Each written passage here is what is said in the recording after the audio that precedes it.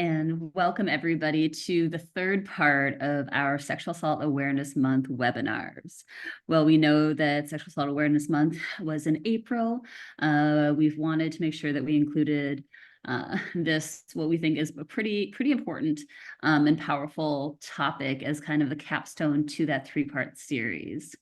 And so today we'll be talking a little bit more. So the first two parts of the series were focused on the response to sexual assault. And today we wanted to kind of, continue in that vein, kind of step a little bit deeper into moving beyond that response and really thinking about how we, as advocates or whatever our roles are within this movement, go about integrating prevention and social change work into the anti-sexual violence movement. We will be on here for about an hour today. We are very thankful that we are able to be here through funding under the Office of Family Violence Prevention Services, which allows us to be really expansive and creative and really meeting the needs of tribal communities and beyond. And so we'll do a quick round of introductions for our speakers today. My name is Jolene Engelking Buju, and welcome everyone. I have been at the Minnesota Indian Women's Sexual Assault Coalition, also known as MUSAC, for the last almost 4 years. And I'm the coordinator of our National Tribal Sexual Assault Resource Center, which is the funding stream that allows us to be in space together today. I am based in Minnesota, and my family is from the White Earth Nation. And so once again, I'll kind of be the host and the moderator for today, but I am so excited to be joined by two of my amazing colleagues. Linda Thompson, could you introduce yourself? Good afternoon. My name is Linda, and I am in operations for MUSAC. I have been at the Minnesota Indian Women's Sexual Assault Coalition for a little over 7 years, but I have a long history of advocacy in the metro area and then up in rural North Dakota and the reservation communities. And then my family, my grandma is from Bois Forte, and that's where I'm enrolled up in northern Minnesota. And my mother is a member of Leech Lake. I used to be enrolled there, and we have ties to Mille Lacs. And I am currently located in the metro in Minnesota. And then we also have Morgan with us. Thank you, Jolene. I'm sorry, everyone. I have a little bit of something going on, so I sound a little gravelly today. I'm Morgan Hawes. I'm the National Sex Trafficking Program Coordinator for MUSAC, and I'm an enrolled member of the Picayune Rancheria of Chukchansi Indians, where I am from in California. So Hili Hili Hali Hama'an. And I'm really just very grateful to be here to share space with everyone today. And I look forward to our conversation. So thank you for having me. I'm so excited for today, and I'll also be honest that many of us are dealing with allergies and other things today, but we wanted to make sure we were fully in space with you all, and I feel that there has to be a level of humanness that comes with folks, even when we're presenting. And so I said in a previous webinar, but kind of the main impetus for these calls were, we work as MUSAC within its overall national training technical assistance, but also specifically within the resource center. We work with, communities all across the country, and particularly we've been having this kind of spell recently of folks who are really focused on that direct response, right? Because for those of us who start out as advocates, that's what we do. That's our day in and our day out, right?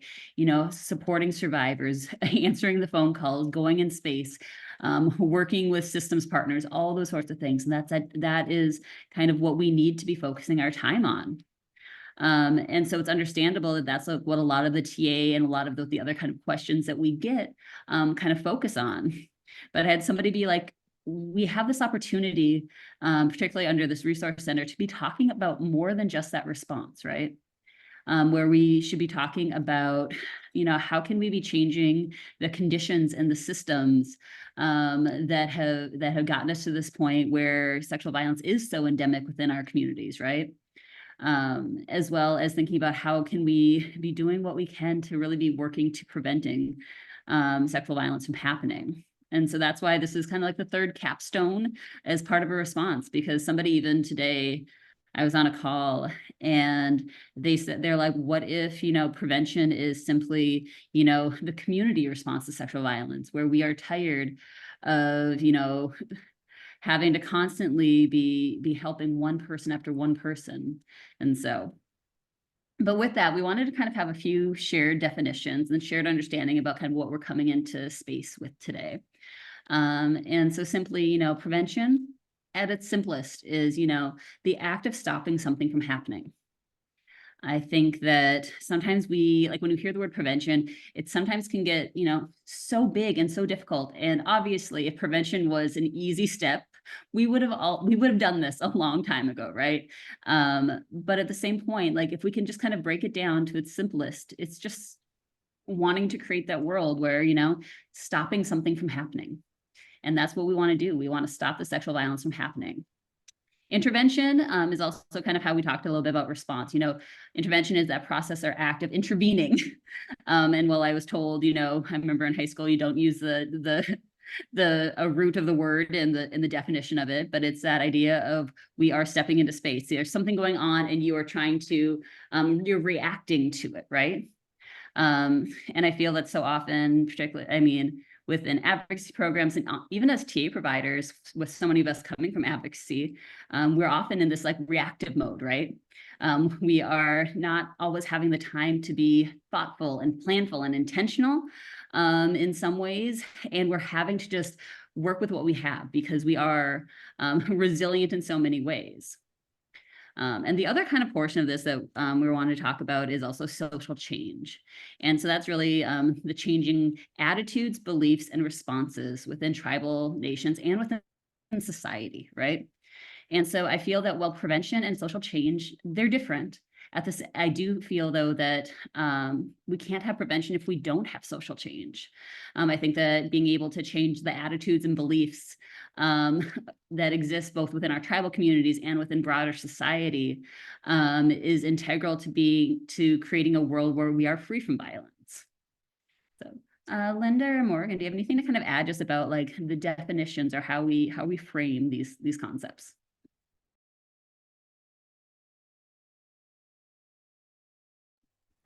I'll say something about social change, Jolene. I was thinking a lot about this earlier and just thinking about the ways that we sort of like how you've laid out and defined, right? But how we define the things that we're experiencing as individuals, as communities, and the language that we use and how like really impactful and intentional that is when we're thinking about prevention. Thank you for that, Morgan. When you were describing and going over the prevention, intervention, social change, and the little pieces that were coming up with those for me, is that all of this change first starts within me, because I really have to do my own work. And if it's possible to start to heal from some of the things that have happened, and then demonstrating wellness in how I'm living my life and not harming anybody, and not allowing, or maybe I can't stop stuff that's happening, but really demonstrating wellness in my own life and the way that I'm walking through the world. And then also believing and having hope that things can change.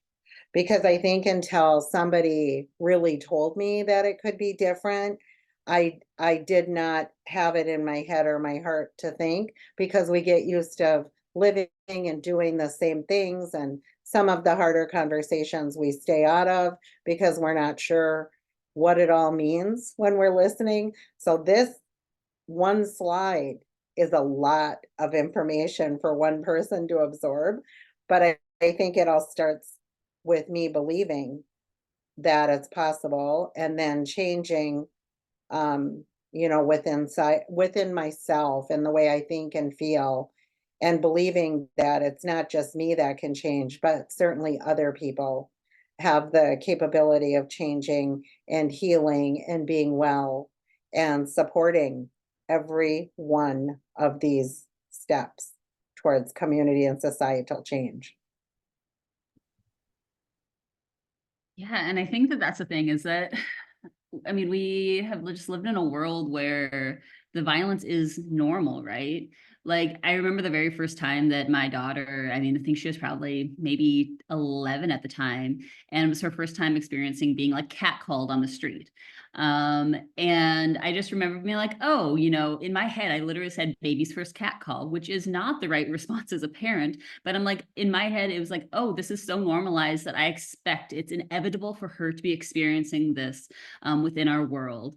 And then I realized how incredibly gross and unhealthy that thought was, because it shouldn't have to be that expectation, right? The fact that we are kind of almost assuming that we're having to prep our children for the inevitable, you know, impingement on their body sovereignty, right? Or on their views of themselves as they continue to grow, right? That we have to be working to thinking about how we can just keep doing better. And so, oh, my pretty picture didn't show up. And so apologies about that. I really enjoyed it. We have an amazing cartoonist or illustrator who's been working with us, who created these drawings that I've been really enjoying using. But yeah, so really thinking about how, and so we didn't get, like, when we're talking about prevention, you can get into these, like, there's been so much amazing like research out there and people who are prevention like experts in so many ways, right? People who can tell you about all the different types, all the different things. We can have went into, you know, primary prevention and tertiary prevention and all these different sorts of levels. And that's important because we have to be really thinking about, like, what do we really mean when we're even talking about prevention? Yes, we say we want to stop it, but then what is kind of at that core? And so, and also when we're working in a lot of communities, the term prevention has become really synonymous with like community outreach and education, right? And this is not to put down that at all, but, you know, many of us have been kind of doing this work for, you know, is realizing I've been in this movement for about 18 years, right? And there's a moment where you realize that, oh, you can't train people to stop raping other people, right? You can't train the community simply as a way to stop the violence, right? We can get more educated and we can help people have those consciousness raising moments where they can recognize that, you know, that the sexual violence that we are experiencing is not normal, it's not okay, and that we can work towards change together. But training in itself, especially when people are like, you know, we just have this once a year training that we always do. And I always think, what is the actual measurable impact of that? And I think it sparks things in some people, but we need to move beyond training, right? We need to move beyond the response to things. We really need to be thinking about, like, how can we really stop that violence, and how can we really be working together for communities to be healed? And I think that collective healing, well, is not necessarily prevention. I think that it is one of those protective factors that can really lead to prevention. And I don't know, I've been just like, since the past probably month or so, I've been really thinking a lot about what do we mean by prevention, what can really work within our communities. And I remember probably like what some of my first experience with prevention was about maybe 10, 12 years ago. The community that I was providing advocacy for actually was a site for like a prevention initiative, which MUSEC was one of the TA providers for. And it was the first time, you know, that it was called Moving Upstream, right? Which, and I'm sure most people have heard the story about, you know, something, you know, being thrown into the water and people are realizing that we need to be, you know, going upstream in order to stop it, or else we're just going to keep getting good at, you know, picking things out of the water, right? And I still think now, I'm like, what has changed? Looking back on that community itself, like, has anything changed in that time? And I want to hope and I want to think that it has, but I'm realizing that one of the issues is that the strategies that are sometimes put out, even if they are empirically based, even if they are grounded in a lot of research, sometimes don't always translate to tribal communities. And how we're needing to create things, and not just minor tweaks or adaptations or putting colors or different like native figures on things, but really thinking about things that work, that are like created specifically by and for our communities. And so, and I've been just thinking about how we could be moving beyond response. And so, Linda or Morgan, do you have any thoughts on these?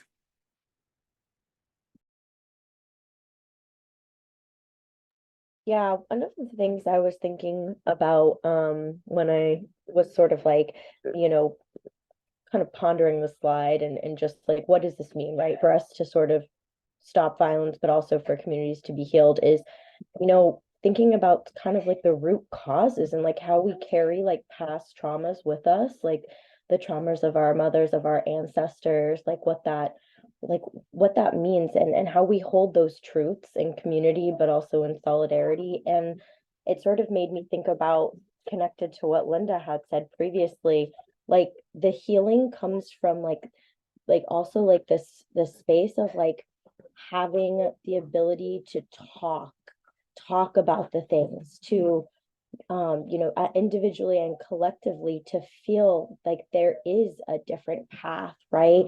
That there's an ability for us to have a different way of coming to a space of integrating culture and our indigenous ways into like not just like you said the response, right? Because we want to be proactive, but also an understanding of what does healing look like in these spaces, and every community is different.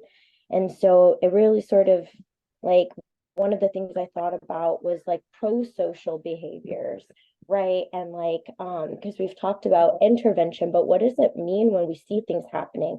How do we respond? And also carry those traumas as well that we are seeing, that aren't maybe just happening to us, and how does that impact the work that we do in prevention as a community? And I think that there is work on an individual level to acknowledge the change, right? That the possibilities, like Glenda said, that that hope, but then the community response as well. And it's like finding that middle space where we can really sort of lean into the connection, and also sort of have maybe a vision of like collective healing.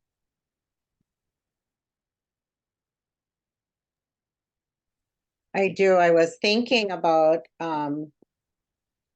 before there is the possibility of changing that, for a lot of individuals and entire communities and some families, silence is what keeps everybody locked up from anything, because to say anything is frightening for some people, or they're paralyzed in fear from potential outcomes and not maybe having the support.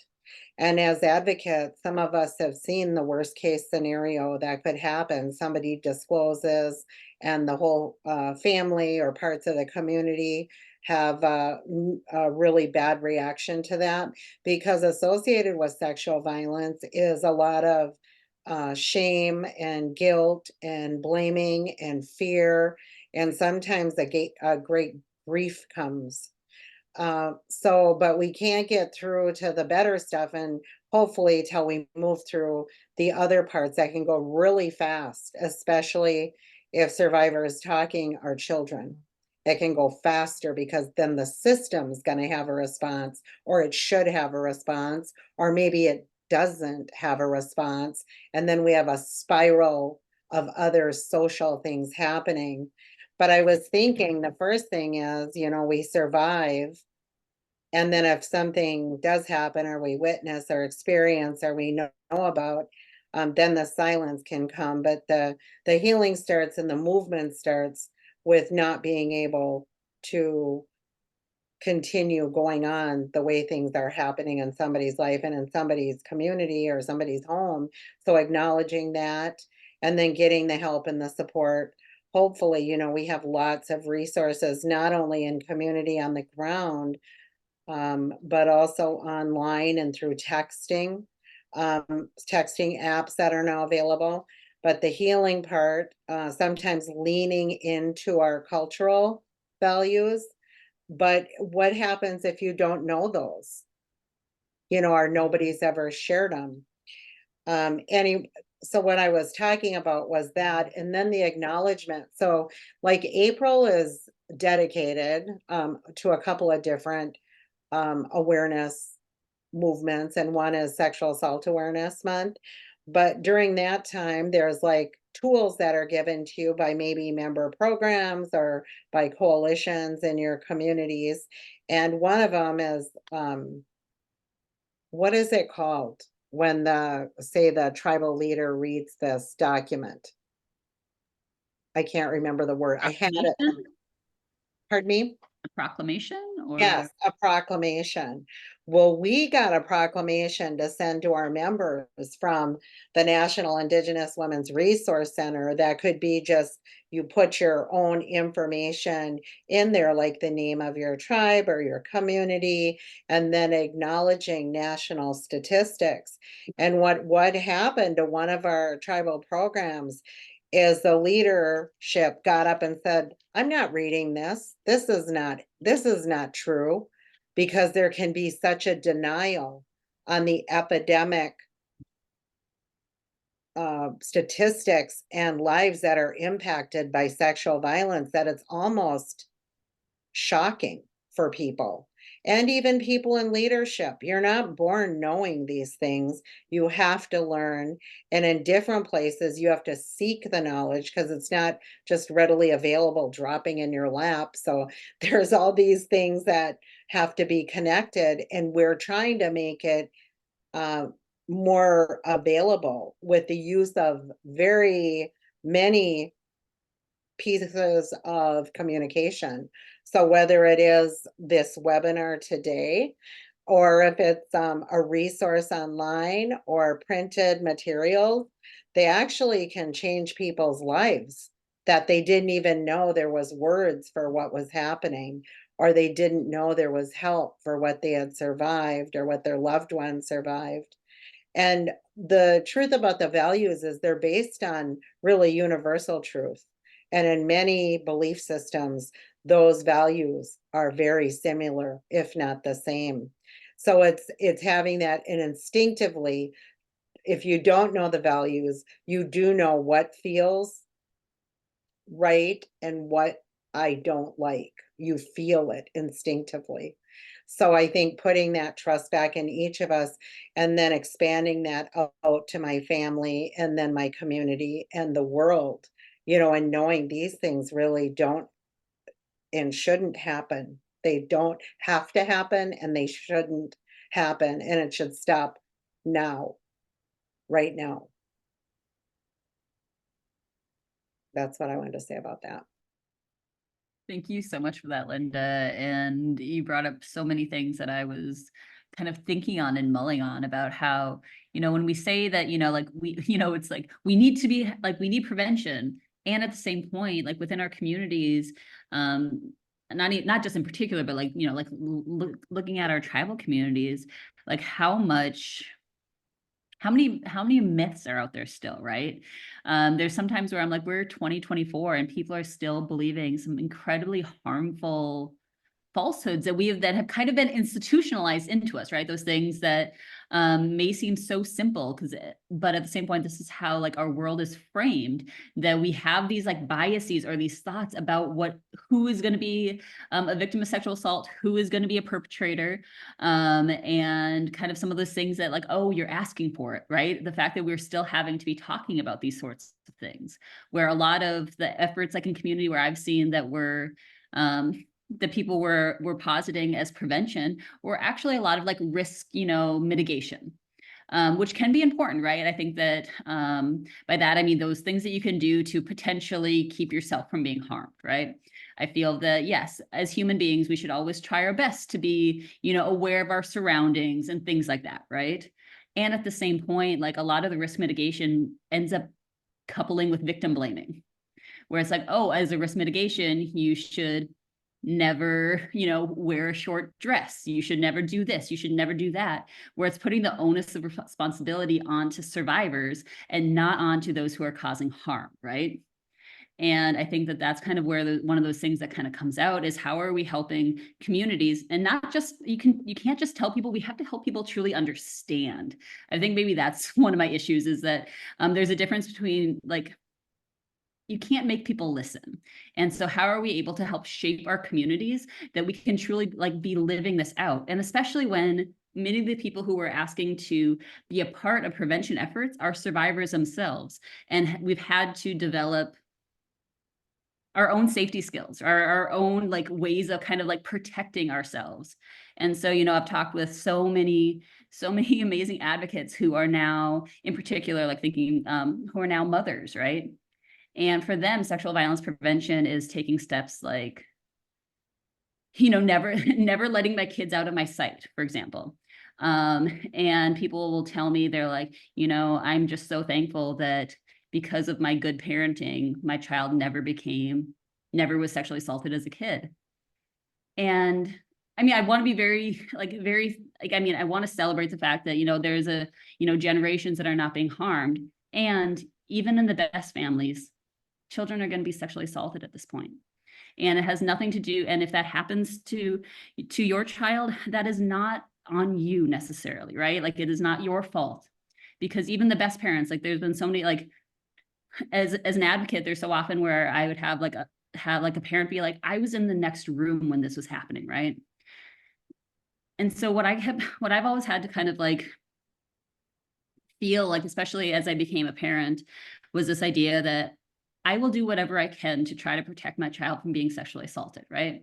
It is something that I will do everything within my power, but also recognizing that my power is limited in certain ways. What I can guarantee is that if my child tells me that something happened to them, I will believe them, love them, and support them in any way. And I can keep working on the collective level to really do what I can to change the systems and to change our communities, right? And so that's where I can guarantee things. And so I think this is where it kind of gets really hard, is that those things that sometimes have been put into place to protect us are often kind of maybe not always having that impact, right? Because we can't be insular. And that's one of the things that I think that surviving violence and protecting yourself from trauma makes you want to, like, pull away from other people, right? Because the closer you are to others, the more potential there is for harm. When in fact, what I think that we need for prevention is more community and more people having collective power and collective action to be creating change. And so that's just some rambling right there. I apologize. And so with that,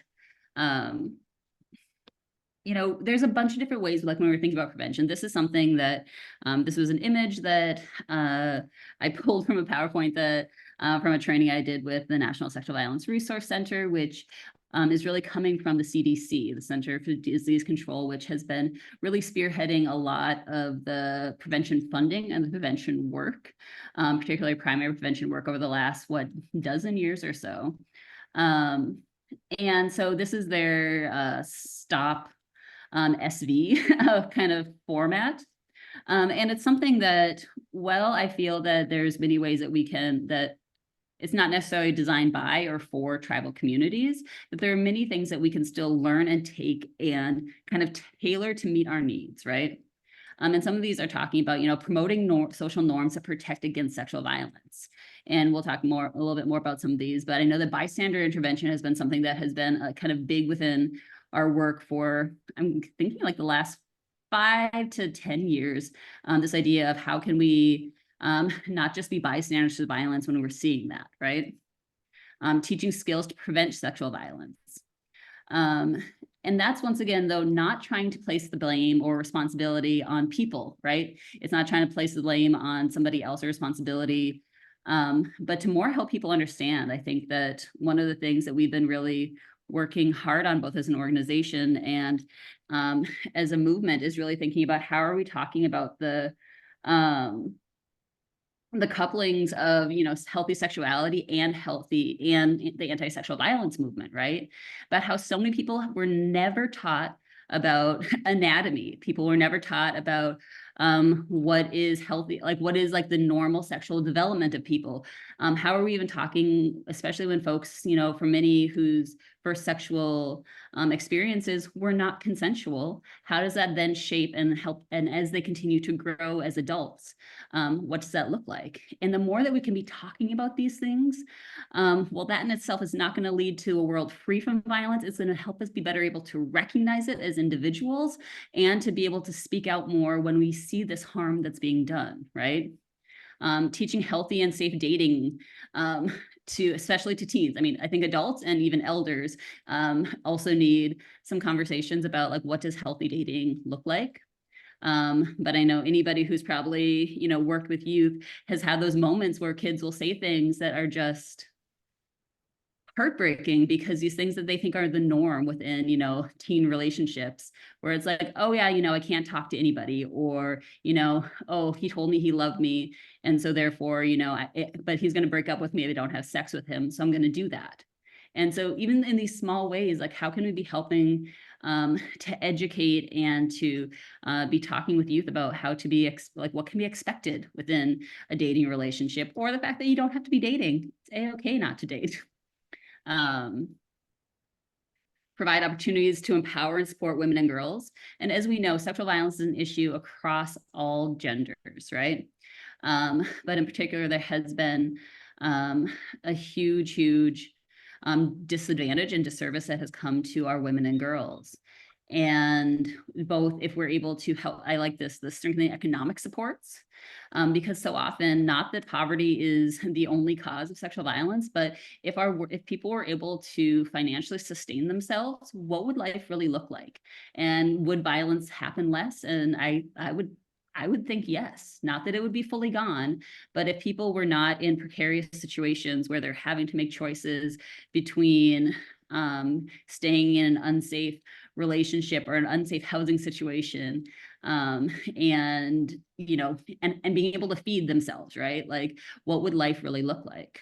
I will say, there's also the negative sides of that, where I was, it was one of my first times ever, speaking with like a legislator.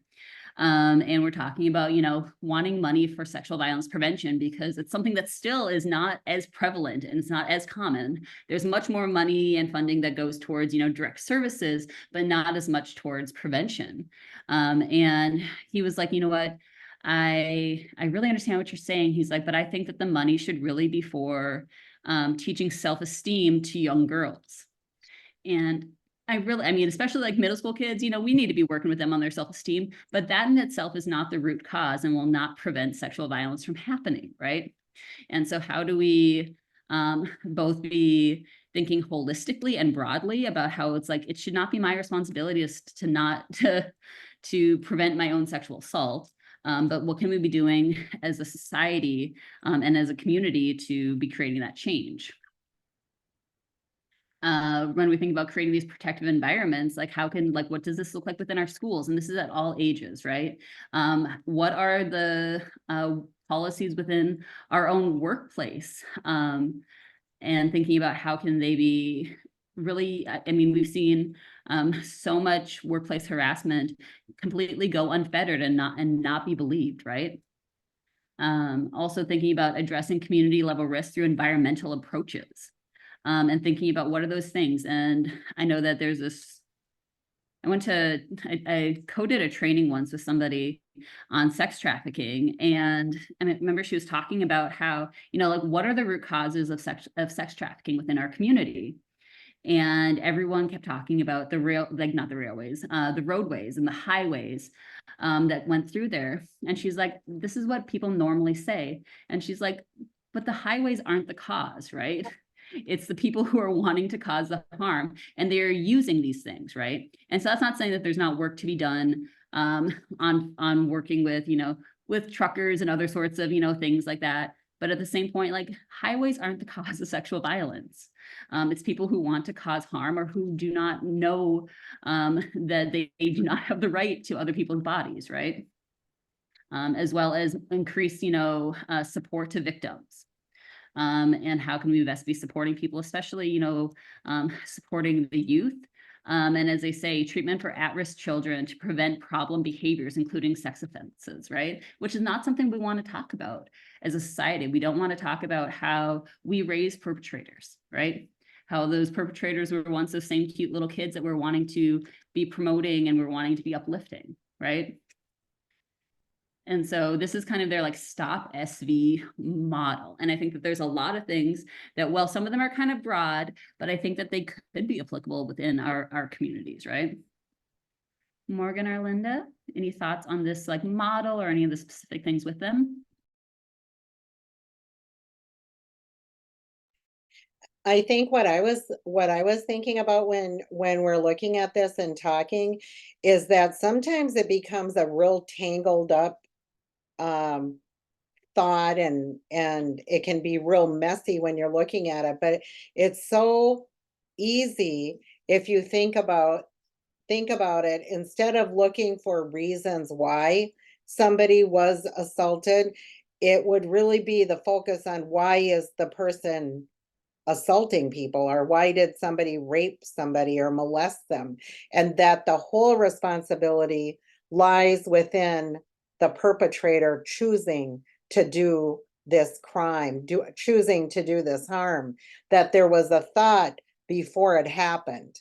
So it's at that place, instead of putting up just the way Jolene and Morgan, have discussed, is, instead of us trying to pick apart the highway, or what was she wearing, or why was she drinking, and men too are sexually assaulted in all of these places we're talking about, as well as boys, including senior citizens. Nobody is omitted from sexual violence or not going to be violated. All people in all races, in all places in life, are potential victims of this crime.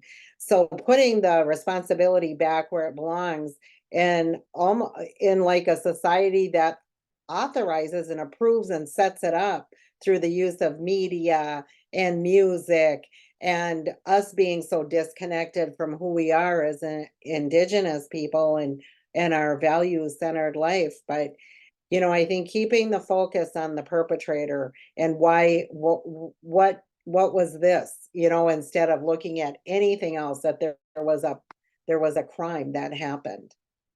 And until, if you haven't experienced it, when you have walked through it, you can clearly feel and see and bear witness to, a lot of victims will try to blame themselves for it. But the truth is, we have been so affected by all of it that we actually, like what Jolene said in the beginning, we're almost preparing for it. Which, if you think about that from a larger view, is like, what is happening? But I know it's true. That I heard it said from somebody that I knew, that if you're gonna drink and go out, then you're going to be raped. Well, why is that considered normal? Or somehow survivable, and some people won't survive. But I mean, why are we accepting it? That's the bigger question. So it's perpetrator, offender accountability, and knowing that somebody didn't do something to make this happen to them. A man, a woman, an elder, a child, a baby, they didn't do anything to make this happen. Somebody chose to do this. That's what I wanted to say. And yeah, I'm gonna say something too, Jolene. Thank you for that, Linda, because it's sort of like, it sort of brings together some of the thoughts that I had too. So I appreciate what you're saying. And like one thing that sort of stands out, I had sort of thought about and written down something about accountability of harm doers, right? And like how we define that within community, like how is that, what does that look like? Because in some communities, people are protected depending on who they are. And so is this consistent with our Indigenous values?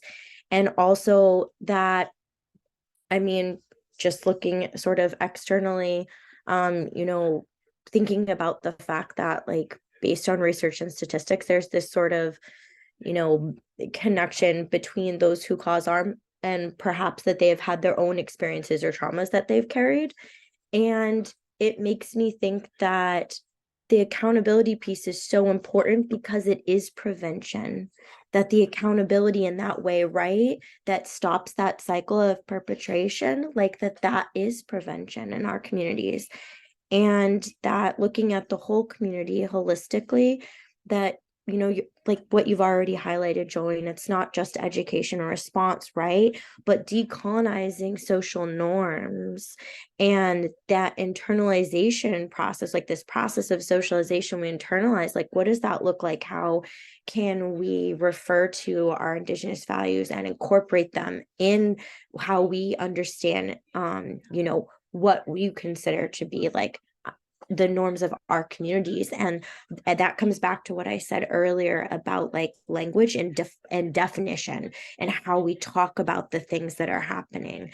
How are we perceiving or understanding, or what lens are we applying? Are we survivor centered?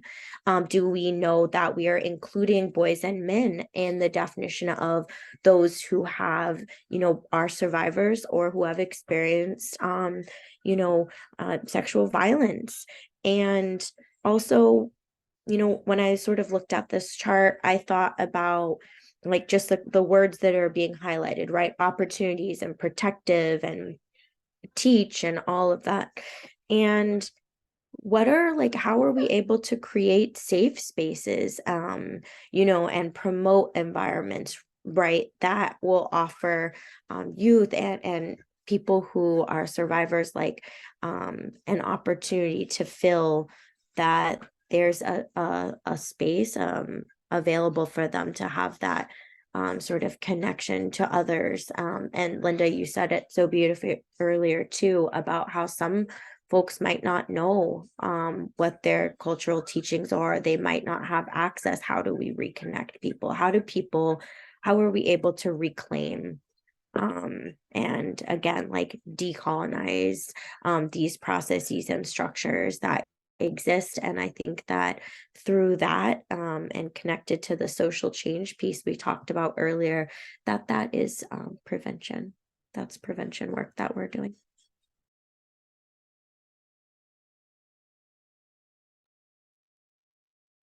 I swear these images looked great when I did them earlier.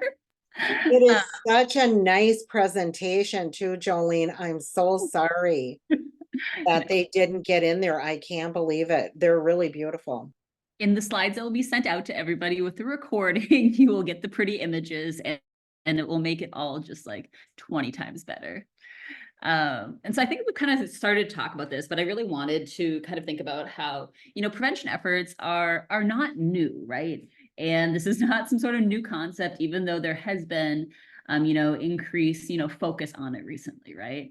But at the same point, like a lot of the times, like some of the prevention things just don't seem to, I don't know, I think that on the individual levels, a lot of tribes, a lot of, you know, urban communities, people are doing such amazing, amazing work, right?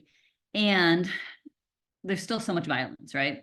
And so really thinking about how are we able to kind of collectively best be supporting each other, because that's the thing. It's also like, well, that ripple effect is so important, right? Well, it takes, you know, each of us, like all of us had a moment in our life where things just started to click, right? Where it was beyond like the individual violence. It was beyond the violence within our families, that it is something that is so much bigger than us, right?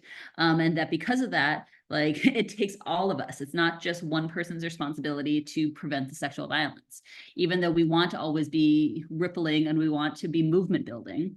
We have to have everybody on board. And so really just kind of think about like, what does this really mean? Like specifically for our Native communities. And because like one of the things, you know, well, there is things that have been created, and there is an increased kind of push. A lot of stuff that we've been trying in our Native communities are just things that were created by mainstream programs that we kind of try to adapt a little bit, or people don't have time to adapt and we just kind of put it into practice, right? And maybe try to like tailor it along the way. And that doesn't always work, right? Those things that if a prevention program doesn't actually understand like Indigenous lifeways and Indigenous worldviews, it's not going to be able to resonate or have the same kind of impact, right? Even if it may work in some other communities, right? And so I kind of started to think about like, like what does this really look like? And I think that there are some amazing strengths within our communities. And this is not trying to like minimize or like break things down too much, but I found that in tribal communities, there has to be a lot of creativity. And that's both with the art that so many people are able to actually create, right? And I think that through art, there is a lot of healing and a lot of ways to help people truly understand sexual violence, right? Or to understand healing or to understand connection, right? But also creativity in the way that we are able to do our work and the way that we're able to form relationships and the way that we are able to sometimes do a lot with very little, right? Um, I also think that, well, I sometimes bristle at the term resilience because I feel that sometimes being resilient is just tiring and that we shouldn't always have to be resilient on every single day. We've had to be, right? When we talk about intergenerational trauma, we also have to talk about how with that has had to come resilience, right? How people have went through so much that we will still always persevere. And through that resilience, it makes me so hopeful that prevention truly is possible on a big scale. And I think one of the other strengths in itself has been talked about, and the fact that culture is that protective factor, and the culture is also the way that if we were able to, and once again, like, I mean, I've heard people probably phrase it a lot better, but this idea of like, returning to culture, returning to tradition isn't necessarily saying we need to like go back and live exactly as how things were, 3, 4, 5, 600 years ago. But it's really taking those teachings and applying them into our world today, right? And so sometimes that is having to shut out some of the current world, but it's also recognizing the fact that our values hold true regardless of the environment, right? And so how are we best able to use culture and our traditional teachings and those traditional practices, including the ceremonies that we have, thinking also of the different ceremonies around different times in life, around first moon or first hunt, menopause, all those different things. How are we really using those ceremonies as that preventative measure as well? Any thoughts on like strengths that you're seeing within our communities that can be leveraged towards prevention? I think that it's happening more than it ever has in my lifetime, that we have people that are taking their time and learning the values of their tribe or of their people, or seeking that. And then we have people in the community who are committed to language and learning the language and keeping the language alive, along with the teachings of the drum, of the songs, the ceremony, the coming of age ceremony, naming, spiritual naming practices in community, and also, the changes that happen all along the circle of life, and acknowledging for some it's the courage, otherwise fortitude, being brave, a generosity, kinship, realizing that we are all connected to each other,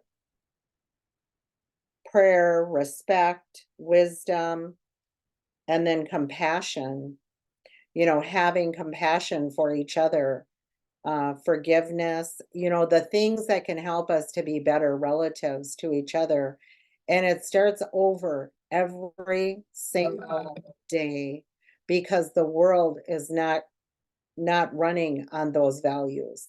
So understanding that our values are probably different, and we don't feel aligned with what's going on in mainstream America all the time, but we'll feel better, or we need to seek that information. I think it's available, and we bring the crafts right into circle. We can, I went into the city and participated in a class to make tobacco, traditional tobacco, which is something my family didn't have, because I have people in my family that went to boarding school that didn't learn from their grandparents or their parents the things that we would have learned at the ages we should have learned them.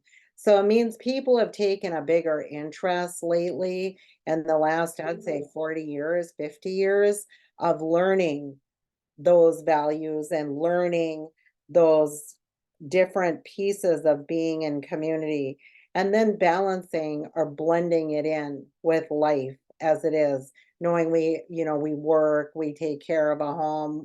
Some of us have children, some of us have grandchildren, some people have partners, some people are single by choice. We're all connected and we're all a part of the big circle. I think too, that being survivor centered is a strength of our communities, right? Like you had said earlier, Jolene, about the ways that we communicate with our own children and how we want to be there to support, and we're going to believe what they say, right? That ability to have that connection and say, okay, like we're here to be in service, and also to that understanding and that desire to understand and support, that comes as part of our values. And I see that in my own tribe, in the ways that we have adopted programming, cultural language revitalization, and also the connections are so strong with youth and the folks who step into the space to be of service and to engage in teaching. The practice of teaching itself, to me, is such a strength within our culture. Thank you both for that. And I know that we've talked about some of those barriers, some of them including the funding that has long really focused us on both on this weird level of quotas and numbers being what we need in order to tell the story of violence in our communities. But also, limiting the fact that, there's some funding streams out there, don't allow even outreach, right? They don't, let alone any kind of actual prevention efforts. But there is more and more funding out there, both on the federal level as well as on community scales, that is really wanting to draw attention to fund or to prevention, right? And recognizing that if we were to, same as with medicine, right? If we are putting money towards preventative medicine, we're seeing people less frequently in the emergency room. And it's that same sort of thing where if we can be putting money towards prevention, it's going to have a better impact on our communities later on. But one of the barriers that I don't often hear talked about when it comes to prevention is the fact that, various statistics, exist out there. But it's been said, that both anecdotally and through some studies, that a lot of the violence done against our Indigenous people are from people who are not Native, right? And so our prevention efforts also have to go beyond, our tribal bounds, because we can do all those things within our own local communities, but it does take all of society. And I think that that's one of those barriers to, we can kind of create a utopian vision within some of our smaller tribal villages. But it's when the outside world kind of comes in and doesn't align with that, where I think there's going to be an ongoing rub. And I do hope that we're able to kind of come through that and really reconcile what that could look like. But really, in this kind of what it takes thing, I was just kind of thinking about I think that people get so worried about kind of planning or thinking about what prevention efforts could really look like. And the thing is, there are so many different strategies that are out there. Things that people have tried, different trainings, all this sort of things. But really, for me, it kind of it breaks down to almost this very simple evaluative circle, right? Where it's what's the issue? What's happening within our community? What is this thing that we're trying to work on? Learn and be curious. And that's including talking to people in community, talking to survivors, centering survivors' voices, learning what other people have been doing, reaching out to your local coalition or to your TA providers and seeing what other people in your area have tried.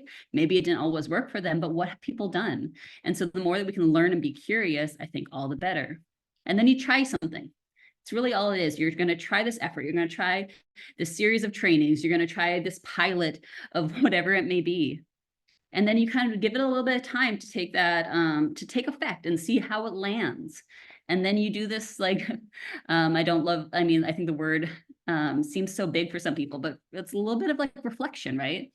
You're evaluating what happened. You're kind of taking that time to be like, did this have the impact that we wanted it to? Are there other things that we could have done differently? Are there things that we could do more of, right? Or sometimes something just doesn't work in a community and you have to try all over again. But with everything, it's then you take it, and you reset a little bit or you adjust and you keep going and you keep creating these,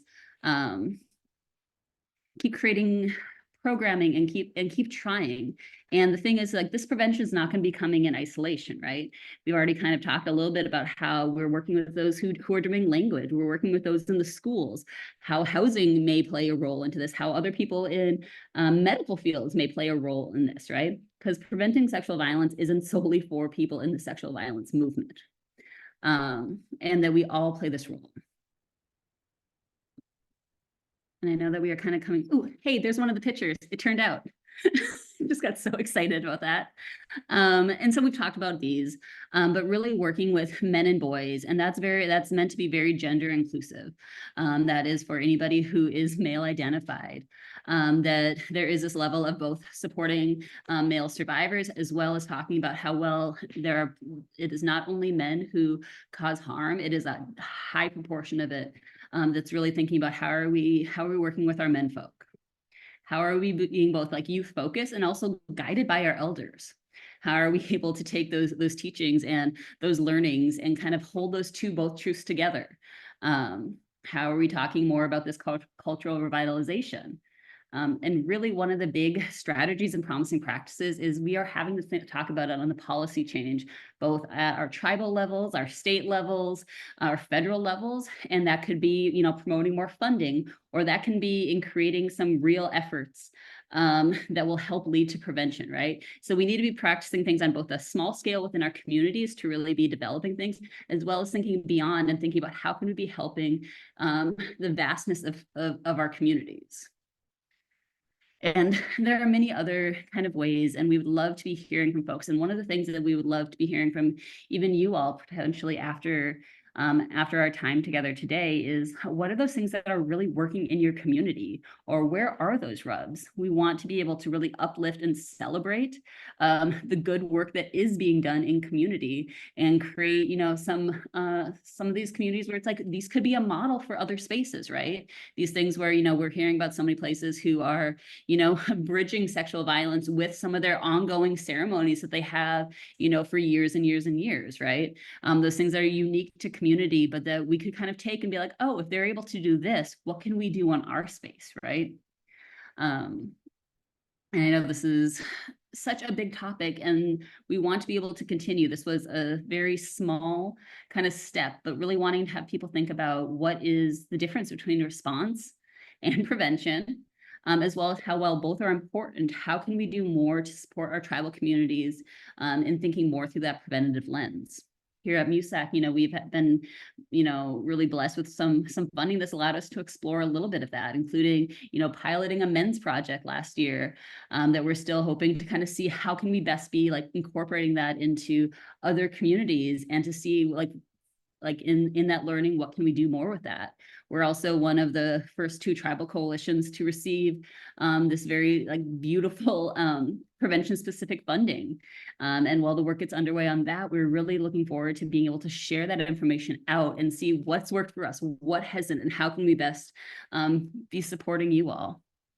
And so this is just a small little bit of today, but thank you all so much for joining. And a huge thank you to Morgan and Linda for sharing their hearts and expertise, as well as to our wonderful ASL interpreters, Angela and Amber, who are part of our MUSAC team here to help us always think about how we can be more accessible within spaces. And so thank you all for joining us today.